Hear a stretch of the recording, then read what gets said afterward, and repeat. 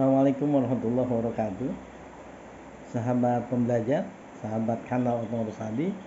Di kesempatan ini saya ingin berbincang sedikit, pendek saja dan pelan-pelan, menyimak isu yang mewarnai hasanah atau belantika politik di Indonesia dewasa ini.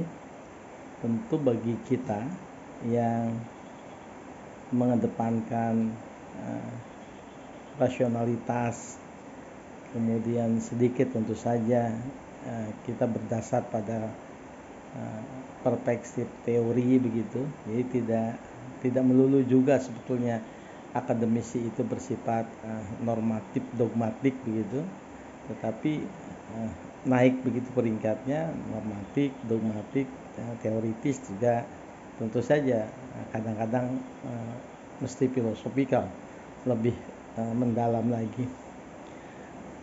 Tentu kita agak bingung, tetapi juga tak habis pikir, kadang-kadang agak geli-geli gitu, lucu sedikit ketika misalnya menyimak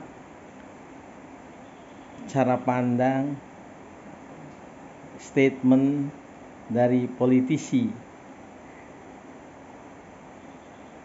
isu tentang ide pengunduran pemilu misalnya yang disampaikan oleh beberapa politisi, ketua umum partai, ditimpali kemudian oleh beberapa pengurus partai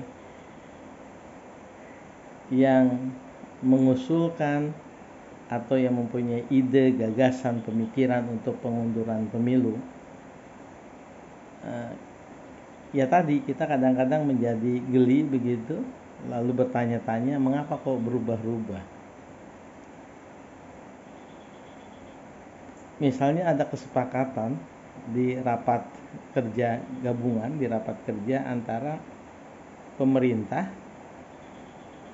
kemudian DPR, dalam hal ini komisi yang membidangi yang berkaitan dengan pemilu, kemudian Komisi Pemilihan Umum, Bawaslu dan DKPP.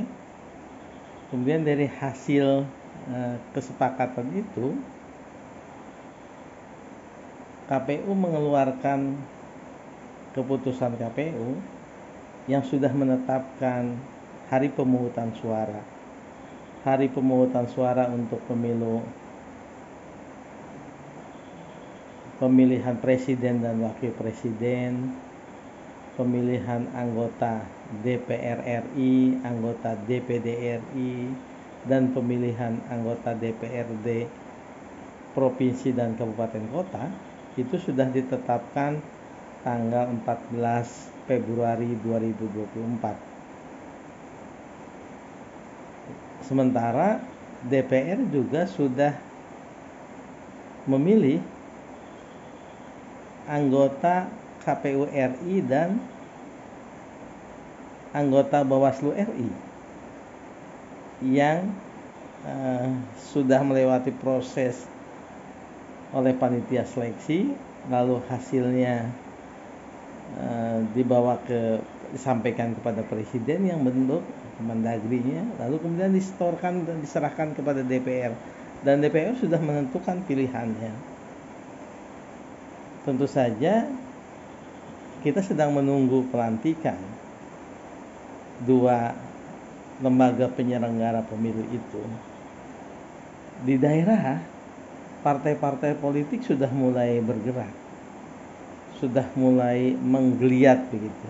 Di kampung kami di Subang ada partai politik yang sudah membuka pendaftaran calon anggota legislatif. Ada partai yang secara online begitu juga merekrut pendaftaran partai politik secara nasional melalui situs resminya. Artinya geliat partai politik sudah mulai. Bahkan ketika ketua umum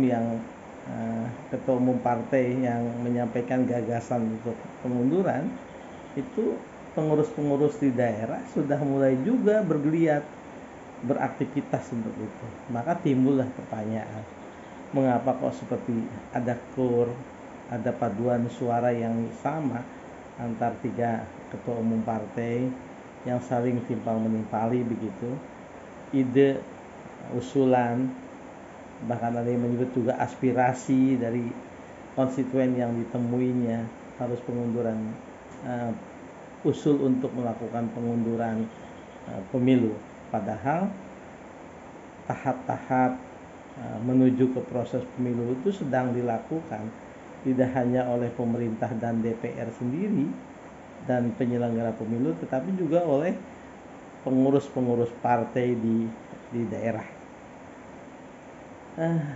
Membaca ini tentu bagi sebagian kita yang tidak kemudian menyimak secara dalam ingin mengetahui apa sih sebetulnya ide, mengapa ide ini lahir, ada hal apa yang di belakang panggung depan dari para politisi ini yang mendasari lahirnya usul pengunduran ini. Tentu bagi kita bertanya-tanya, kalau misalnya secara normatif, norma-norma di dalam konstitusi, tentu saja jadwal yang sudah ditetapkan tanggal 14 Februari itu hanya bisa misalnya diundur kalau ada faktor-faktor yang membuat bisa diundur, karena hari pemungutan suara mungkin misalnya ditunda, pemungutan suara itu diundur kalau misalnya ada faktor yang memang bisa membuat alasan yang reasonable, yang rasional ketika itu harus diundur. Tetapi pengunduran itu tidak sama dengan pembatalan pemilu, dan pengunduran jadwal pemilu dari sisi norma konstitusi tentu saja akan menabrak begitu pasal yang menyebutkan bahwa pemilihan umum dilakukan 5 tahun sekali. Di pasal yang lahir dari usulan atau ruh yang berasal dari reformasi yang kemudian menjadi amandemen Undang-Undang Dasar, itu kan lahir ada pasal 22E yang mengatur khusus tentang pemilu. Di sana disebutkan bahwa pemilihan umum dilaksanakan 5 tahun. Jika misalnya 5 tahun itu dihitung, maka 5 tahun itu ya di tahun 2024. Kalau misalnya pengunduran masih dilaksanakan di 2024, tentu akan juga berkaitan dengan bahwa presiden juga dan wakil presiden memangku jabatan 5 tahun. Hitungan 5 tahunnya adalah sejak tanggal pelantikan. Ketika dilantik misalnya di bulan Oktober dengan tanggal yang sudah jelas, maka tidak bisa juga melewati tanggal dari pelantikan itu karena 5 tahun itu. Nah, pengunduran jadwal pemilu yang berkaitan dengan masa jabatan presiden, termasuk masa jabatan anggota DPRD kabupaten kota, tentu saja ini berkaitan dengan keharusan kita merubah undang-undang dasar yang mengatur tentang masa jabatan itu. Nah, problemnya di sini, problem hukumnya.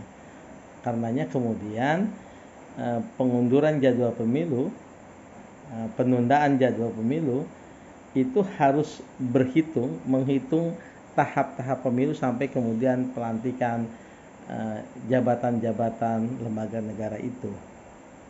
Nah, perubahan undang-undang dasar tentu saja sah secara konstitusi, dimungkinkan, tetapi perubahan undang-undang dasar untuk kepentingan memperpanjang masa jabatan itu menjadi problem politik ketatanegaraan yang saya pikir kita harus berpikir keras lagi untuk kalau kita ingin melakukan itu.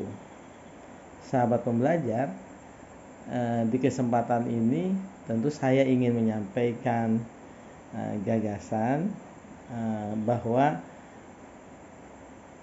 pengunduran pemilu secara prinsip perundang-undangan saya mengatakan sah, bisa saja. Tetapi yang dimaksud pengunduran pemilu adalah hitungannya tidak sampai melewati masa atau tahapan masa jabatan itu.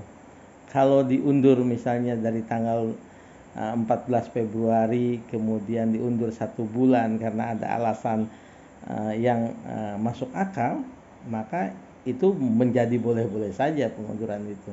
Dan itu bisa disepakati melalui rapat kerja bersama antara pemerintah, DPRD, dan penyelenggara pemilu. Tapi ingat, batasnya adalah sampai kemudian tidak melampaui tahap-tahapan itu, tidak melampaui masa jabatan pengisian jabatan presiden, wakil presiden, DPR, DPD, dan anggota DPRD kabupaten, kota, dan provinsi.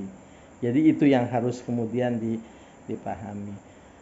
Nah, kalau kemudian itu terjadi sampai melampaui itu, maka kemudian itu namanya bukan pengunduran jadwal, bukan penundaan, tetapi menurut saya pembatalan pemilu. Jadi pemilu 2024 itu dibatalkan oleh atas usulan dari politisi, kemudian mereka melakukan perubahan dan mewajibkan meniscayakan adanya perubahan undang-undang dasar. Nah, itu juga problem politik konstitusinya menurut saya juga tidak sederhana, walaupun bisa saja konsensus.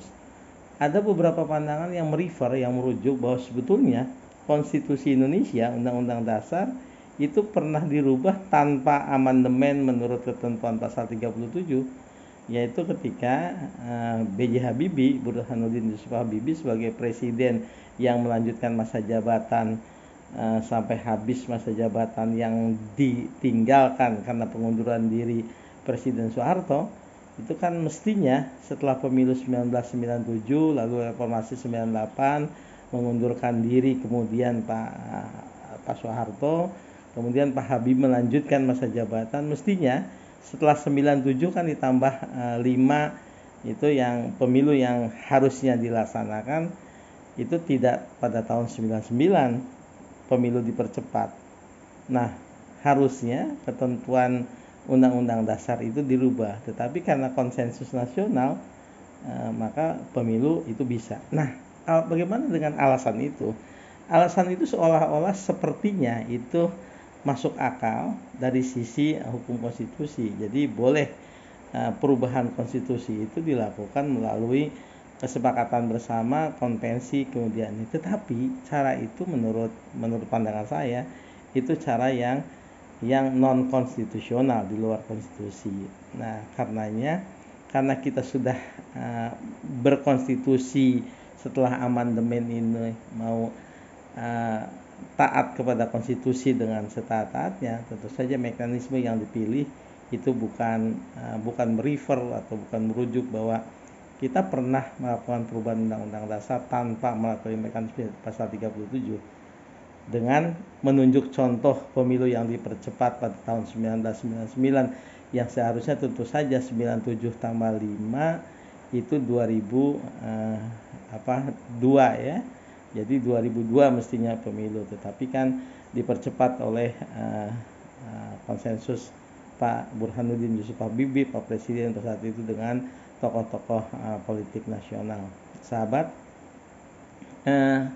intinya saya dengan kerendahan hati tentu ingin menyampaikan bahwa yuk kita mulai berkonstitusi dengan cara yang lebih rasional, lebih elegan, dan penundaan pemilu sekalipun dimungkinkan menurut undang-undang, kalau tanpa dasar yang jelas menurut saya juga tidak memberikan penguatan terhadap konstitusionalisme Indonesia, apalagi dengan melakukan pembatalan pemilu. Jadi berkonstitusilah secara rasional dan masuk akal agar konstitusi Indonesia tambah lebih kemudian bermartabat. Itu pandangan saya. Terima kasih. Assalamualaikum warahmatullahi wabarakatuh.